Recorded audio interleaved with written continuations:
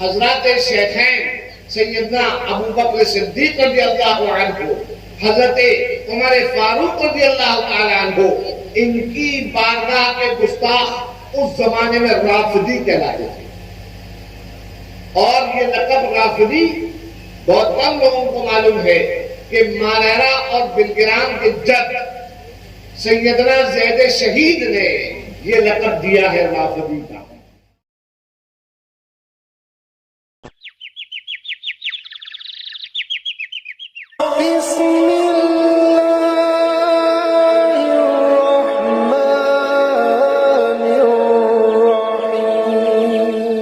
آج 1400 سال بعد ہم لوگ پان پٹیوں پر بیڑی پیتے ہوئے، پان چباتے ہوئے اپنے آپ کو سمجھتے ہیں کہ ہم سے بڑا مفتی کوئی ہے ہی نہیں، ہم سے بڑا کوئی محدث ہے ہی نہیں.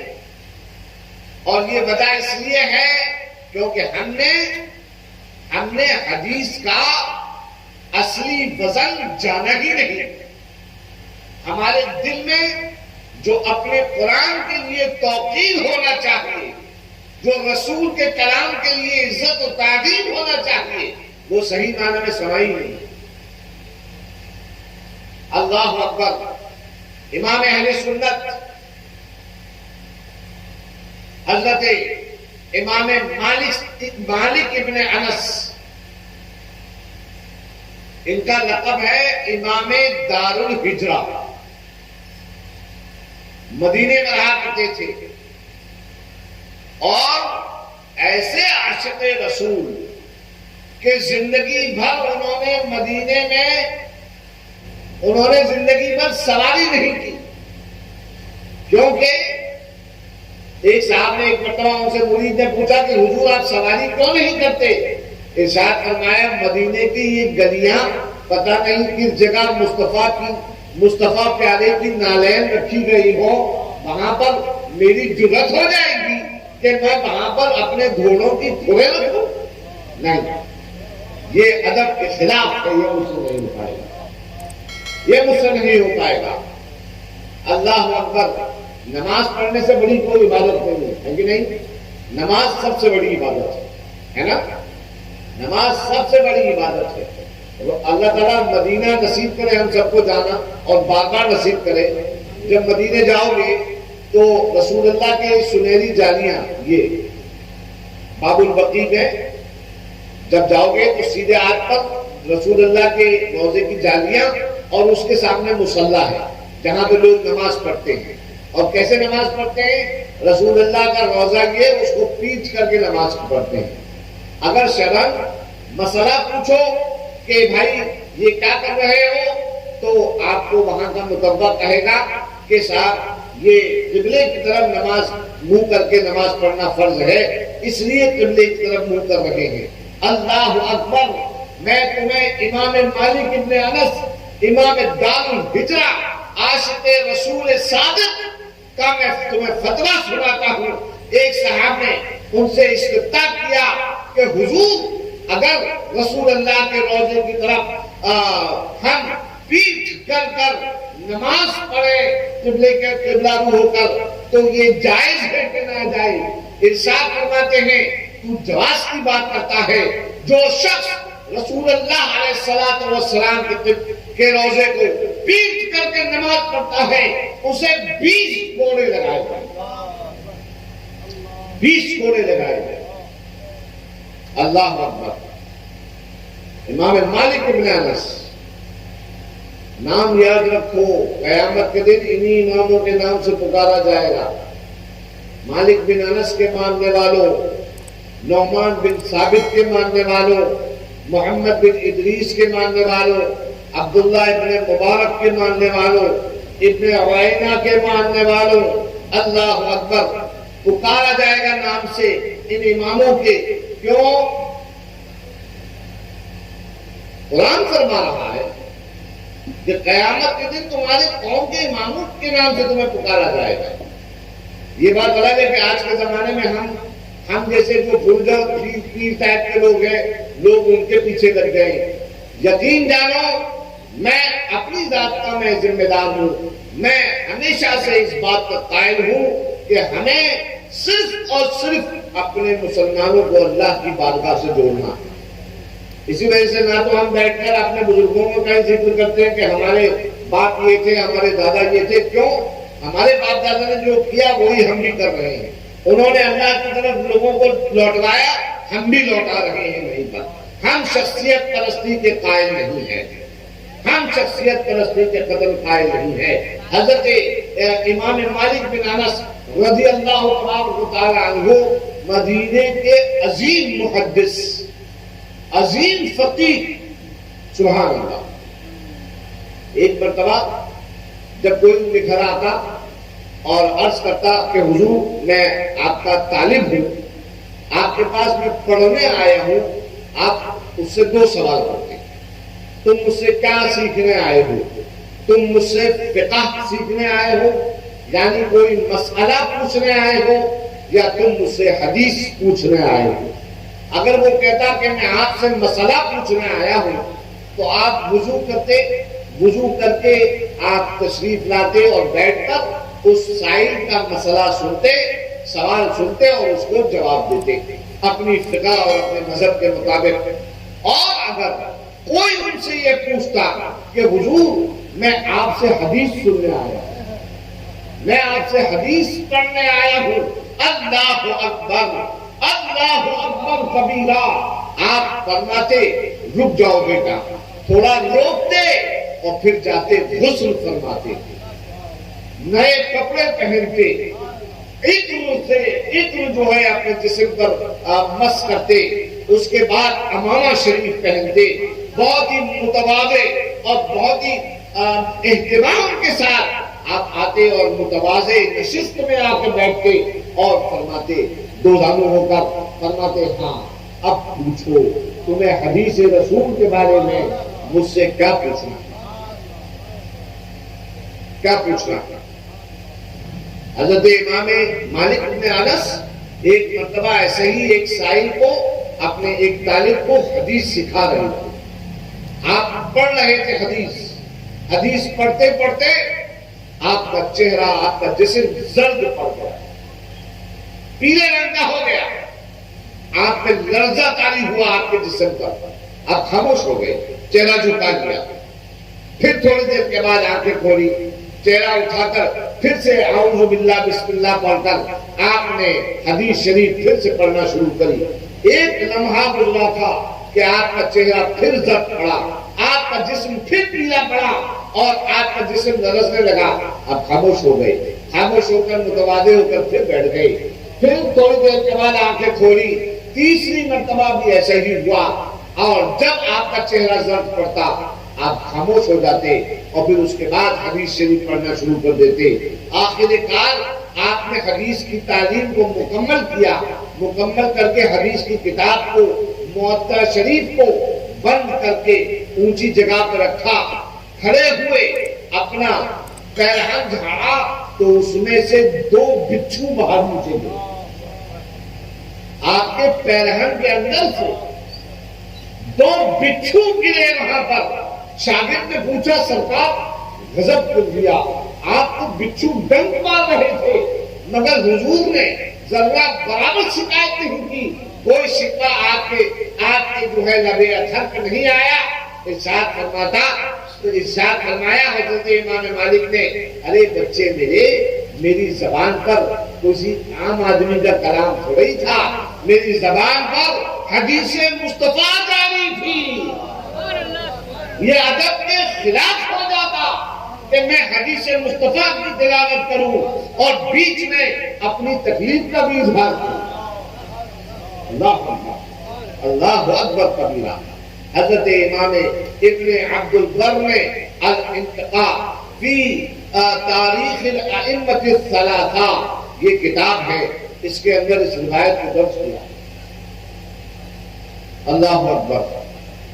حضرت گرامی یہی امام مالک ہے، ان کی باتیں آج مجھے یاد آتی چلی جا رہی ہیں، یہی امام اہل سنت امام مالک ہے، سبحان اللہ۔ ان کا معاملہ ایسا ہے کہ اگر آپ اپنے ان اماموں کو پڑھ لو گے نا تو آج کل کے یہ جو اکثر آپسی مشربی اور مسلکی اختلافات ہیں ان سے اپنے آپ کو محفوظ کر لو. یہ میں گارنٹی سے بولتا ہوں. ایک صاحب نے امام مالک سے پوچھا، ایک صاحب نے آپ سے سوال کیا،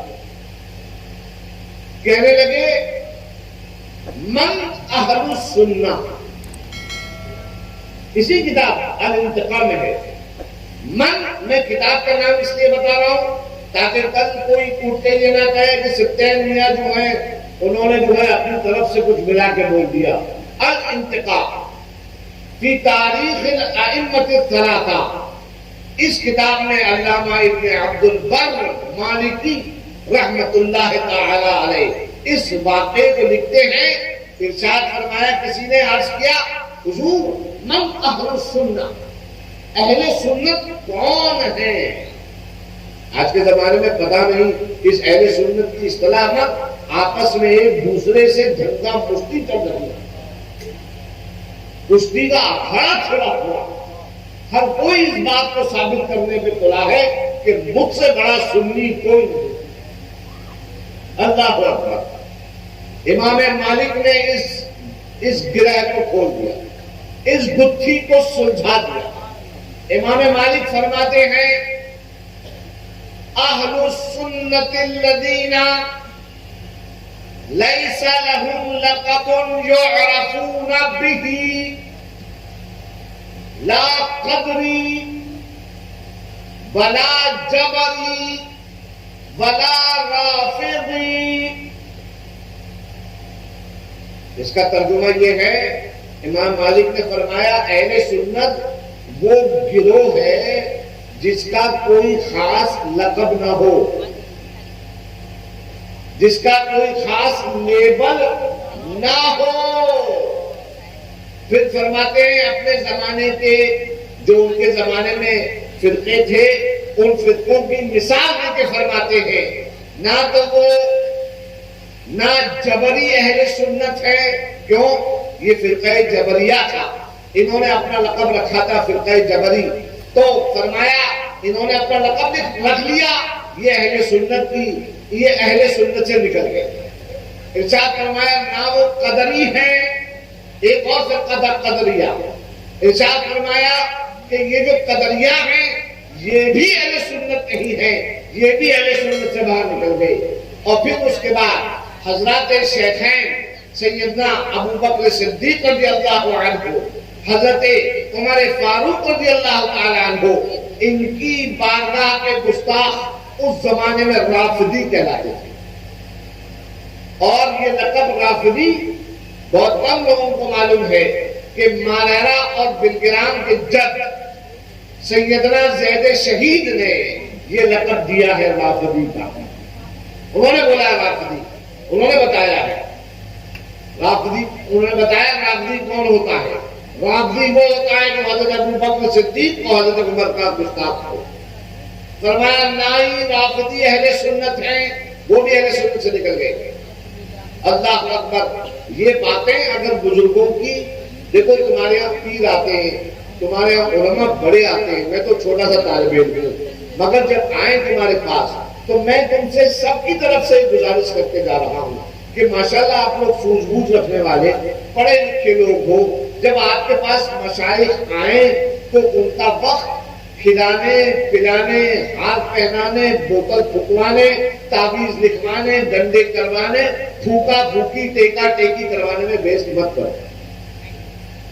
معلوم ہونا چاہیے کہ ہر عالم دین 8 سے 10 سال مدرسے میں اپنے تن بدن کو گھس کر، اپنا پسینہ بہا کر یہ علم دین حاصل کرتا ہے.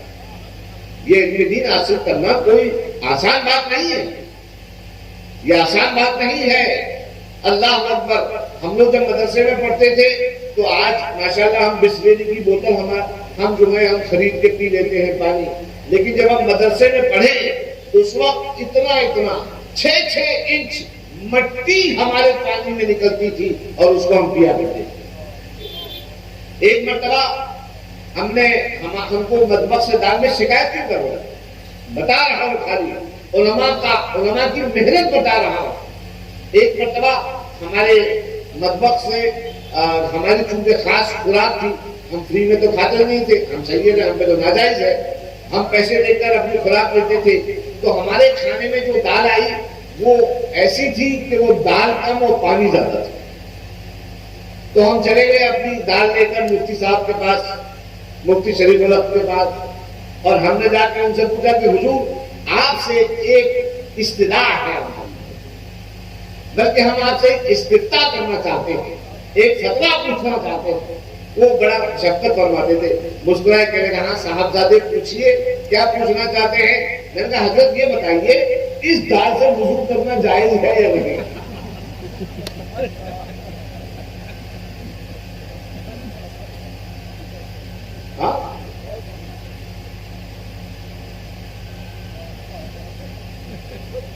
طالبان علم دین شریف دیکھو بہت بڑا مقام ہے نائبین مصطفیٰ کا. اللہ تعالیٰ کے حبیب نے حدیث میں ارشاد فرمایا ہے من یرد اللہ بہ خیرا یفقہہ فی الدین. اللہ تعالیٰ جس کے ساتھ خیر اچھائی کا ارادہ کرتا ہے اس کو اپنے دین کی سمجھ عطا فرما دیتا ہے. بہت بڑا مرتبہ ہے، بہت بڑا مرتبہ ہے. اللہ اکبر. رسول اللہ نے فرمایا کہ میری امت کے علماء یہ انبیاء کے وارث ہیں. سبحان اللہ، انبیاء کے علوم کے وارث ہیں. تو یہ مشکل، بہت مشکل ہے کہ علم دین حاصل کیا جائے. اس لیے میں آپ سے عرض کر رہا ہوں کہ اتنی محنت کے بعد میں اپنے اوپر جو گزرتی ہے وہ میں عرض کر رہا ہوں. اتنی محنت، الحمدللہ میں نے آج تک پڑھنا چھوڑا نہیں ہے. میں اب بھی اللہ کا شکر ہے میں اپنے کلاسز میں روز پڑھ رہا ہوں، روز صبح میں اٹھ کر پڑھتا ہوں میں. تو میں آپ سے عرض کرتا ہوں کہ یہ پڑھنا بہت مشکل ہے، یہ پڑھائی بہت دشوار ہے.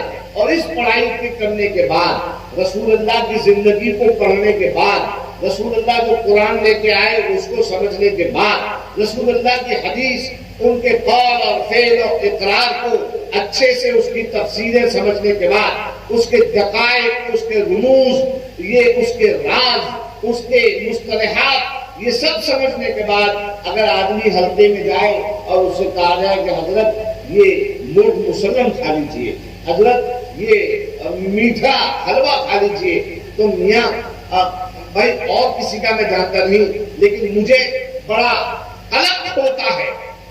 میں آج ہی اپنے ایک دوست سے کہہ رہا تھا، میں نے کہا کیا اچھا ہوتا کہ ہم بھی انہی میاں کی طرح سے نہ پڑھتے نہ لکھتے، ہاتھ پیر تو چوما نہیں تھا، ہے کہ نہیں؟ گدی پہ بیٹھے ہیں بزرگوں کی، ہاتھ پیر تو چومے جاتے، مگر ہم نے پڑھائی کیوں کی؟ ہم نے پڑھائی اس لیے کی کیونکہ ہمارے باپ آل رسول نے ہمیں وصیت کی تھی. ارشاد فرمایا تھا میرے ابو حضرت نے، ارشاد فرمایا بیٹا سبطین حیدر خانقاہ برکاتیہ کے بزرگوں کے نام کی بیساکھی کبھی استعمال مت کرنا، اپنا نام پیدا کرنا، اپنے کام کو کرنا.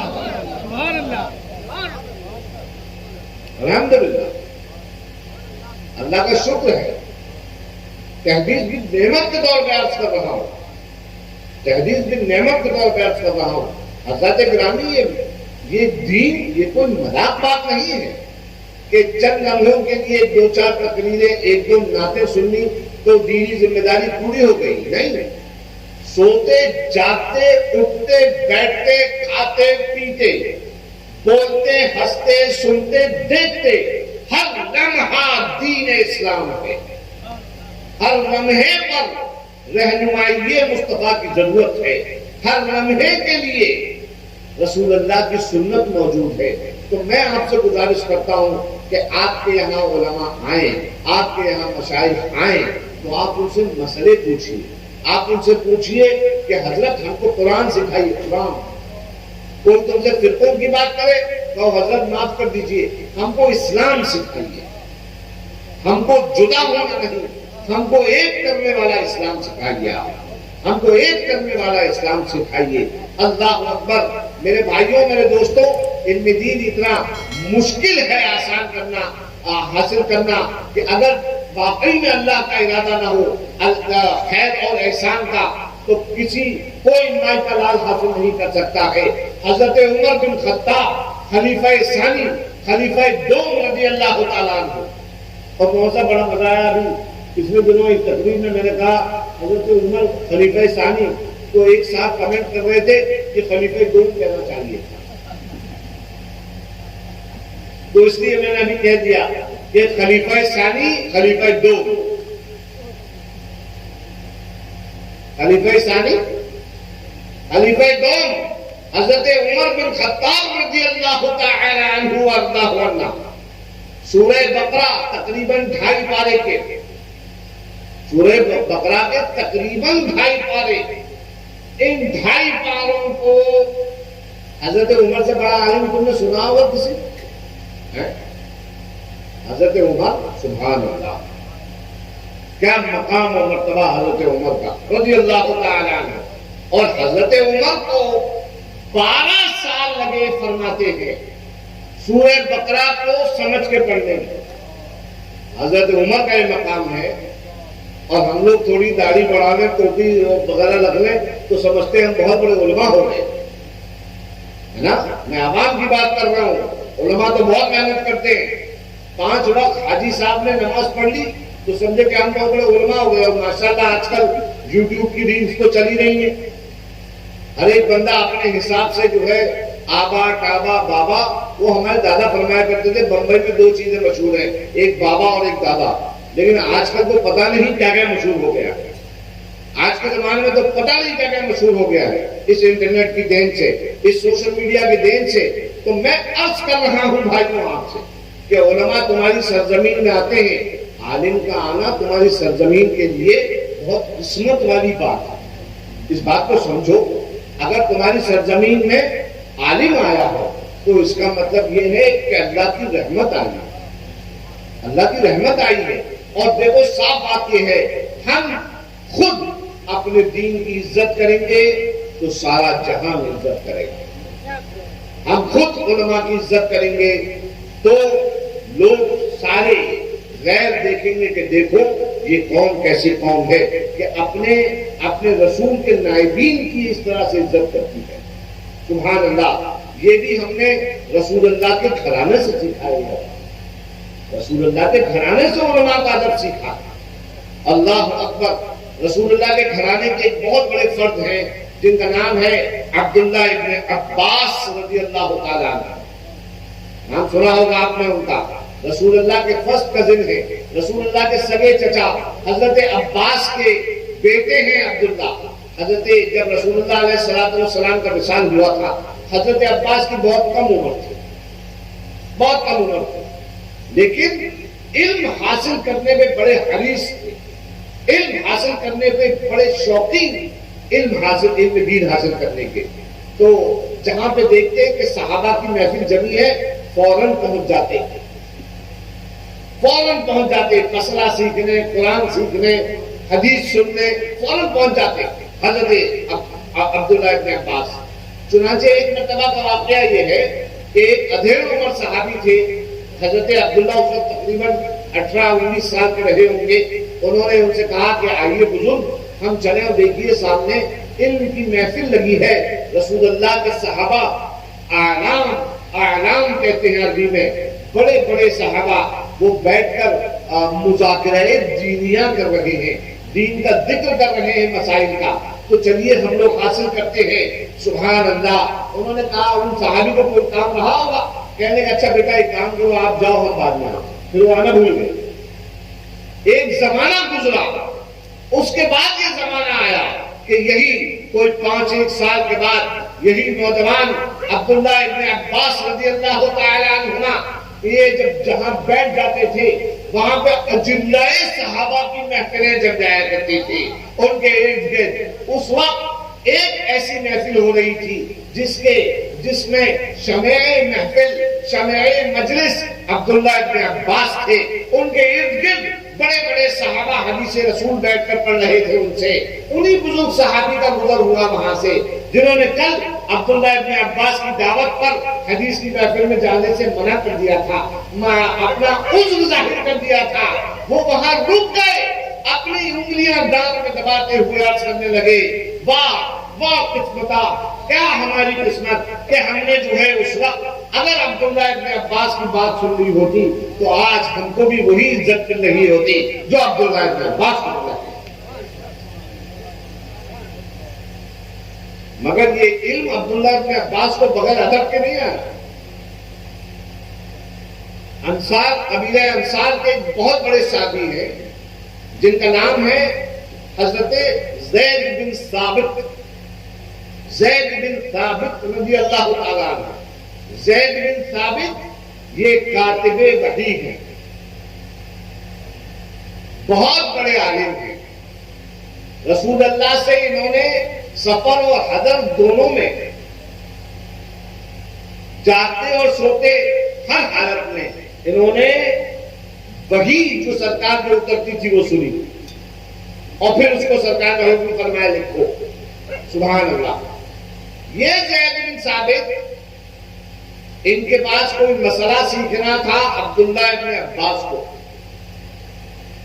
عبداللہ ابن عباس ان کے گھر گئے، گھر کا دروازہ کھٹکھٹایا، دروازہ نہیں کھلا، دوسری مرتبہ کھٹکھٹایا، ہلکے سے نہیں کھلا، تو آپ کے گھر کا جو برآمدہ تھا، اوٹا ہمارے بمبئی میں کہتے ہیں، وہاں پہ آپ لیٹے اور آپ سو گئے۔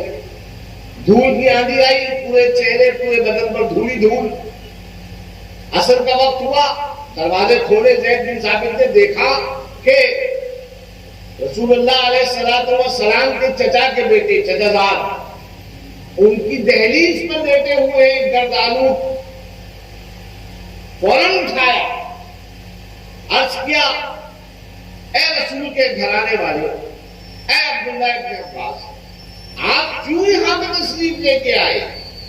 عرض کیا، سرکار ایک مسئلہ پوچھنا تھا۔ تو فرمایا کہ آپ مجھے بلا لیتے۔ عرض کیا، حضور دنیا کا قاعدہ ہے کہ پیاسا ہمیشہ کنویں کے پاس جاتا ہے، کنواں کبھی پیاسے کے پاس نہیں آتا۔ اللہ اکبر، یہ وہ ادب ہے جس کے ذریعے علم حاصل ہوتا ہے، رسول کا قرب حاصل ہوتا ہے، رسول کا عشق حاصل ہوتا ہے اور اللہ کے قریب بندہ ہو جاتا ہے۔ اللہ تبارک و تعالیٰ ان چند میرے ٹوٹے پھوٹے کلمات کو شرف قبولیت عطا فرمائے۔ اللہ تعالیٰ ہمارے ذکر کو، ہماری اس مجلس کو اپنے حبیب کے صدقے و طفیل قبول فرما کر بروز قیامت ہمارے لیے ذریعہ نجات بنا۔ اللہ تعالیٰ اس ذکر کے صدقے میں ہم سب بخشے ہوئوں میں ہمارا نام لکھا جائے۔ ربنا تقبل منا انک انت السمیع العلیم وتب علینا انک انت التواب الرحیم وآخر دعوانا ان الحمد للہ رب العالمین۔ السلام علیکم ورحمۃ اللہ تعالی وبرکاتہ۔